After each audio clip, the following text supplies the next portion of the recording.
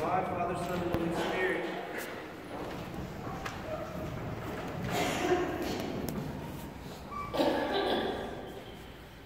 What are the fruits of due season that are due to Christ, to God, and to the church?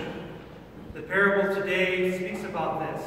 And it speaks of it coming from the salvation history of the entirety of the world, of which the Hebrew race, the Jewish faith, played the primary role.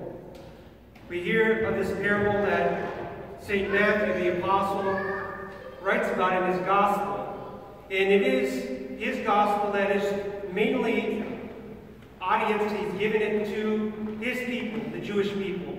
The Gospel of Matthew is kind of like the Jewish law, the Torah of the Gospels. Its main audience was to Jews, to the Hebrew nation. And so he records this parable that Christ had spoken about, going towards the end of the Gospel, towards Christ's ultimate death on the cross.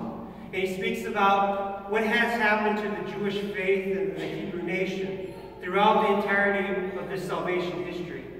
And he kind of uses this parable to say that, listen, from the beginning of time, I've given you this faith. I've given you the faith to Abraham to hold on to and to be faithful to. And at times you have been adulterous. You've gone astray. You have sinned and you've not followed the faith that I've entrusted to you. And so I've sent prophets to you, and you've stoned them. I've sent righteous men and priests to you to listen to them, and you've mocked them. And you have not held to the true faith that I've given to you.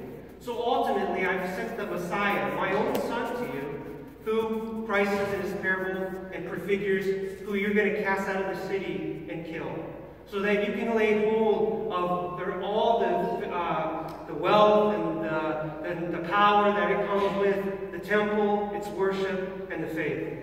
And because of that, this faith is going to be taken from you and given to another people. And this is what Matthew is saying to his people, that if we are not faithful to the Messiah, we don't recognize Christ, and we don't recognize the established church, that he's ultimately come as a last chance to save you, that the faith is going to be given to another people. And it has. We know that this prophecy, this parable has come true. That Christ is now taking this faith of those that was inherited, was expected that they inherit, and have given it to the Gentiles, to the entirety of the world, to us. We're the inheritors of it. And so he gives us, it's kind of a strong parable. It would seem that Christ is maybe looking, he's angry with these people, but it's not. He doesn't wish any of this. He has given people the free will to decide to accept him, to accept his faith, to accept that church that he has established, or not. And if you have not, it will be taken away from you. And that you should not be surprised when the Lord comes and he asks for his fruit. In due season, we hear this, that he's given us the church, and that we're supposed to produce fruit out of his mission. And when he comes back and he asks, what have you produced for me? You should not be surprised that salvation is at stake when we have done nothing to earn it. So we have to be faithful, as St. Paul says in the epistle today. We have to confirm our faith. And if the love of Jesus Christ is not in you, then you should be accursed. You should be anathema. You should be removed. It's strong words, it's strong language, because this parable for the Jews is also a parable for us, brothers and sisters, that anytime that we sin, anytime that we lack love, anytime that we do not accept the faith, anytime that we are lukewarm in our faith and kind of reject it just by doing nothing, we reject Christ too. Even though we are baptized in his name and we sit among his church walls. We're not producing. We're not being fruitful. And so on the day of judgment, do not be surprised if by chance we're not inheriting what we think we're inheriting. So the parable is very much applicable to our own spiritual lives. And it should give us a little cause for concern and ask ourselves, are we doing everything that we can to bear fruit for the Lord? He's already done most of the work for us, right? He's established the church on his cross with his blood. He redeemed the whole world from death. We know now we're not succumbed to death. But We also have to bear fruit and explain to everybody and live out our faith, showing what we have to hope for and that death that Christ had. Why is it our hope? Are we taking advantage of it? Do we actually bear fruit for Him? Do we do it in our own personal lives and how we live our lives? Are we having a virtuous life and doing everything we can for our faith in Christ? Are we doing it at the parish level? Do we labor for our church?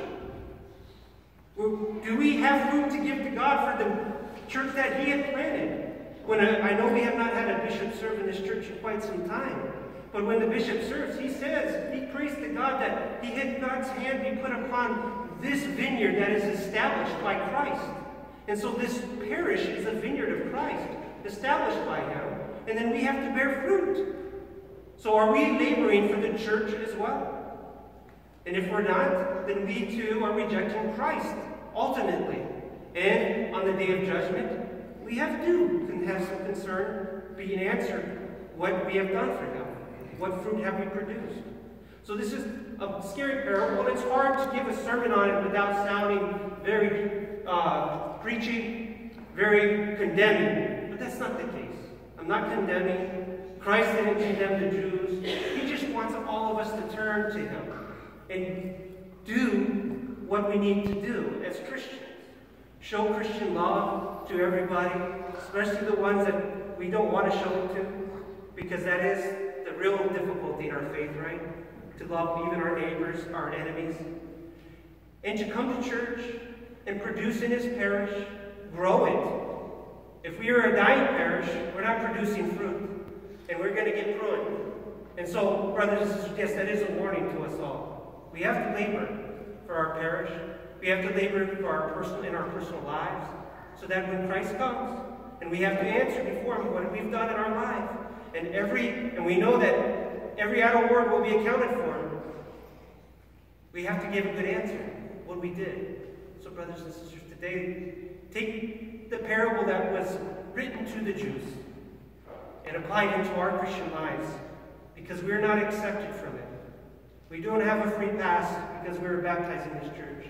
In fact, we have a heavier load to bear because we do have the grace of God. We do have the Messiah who we know is our Christ and what He has done for us. Do not waste your time. Time is short on this earth, brothers and sisters. In the name of God, Father, Son, and Holy Spirit. Amen.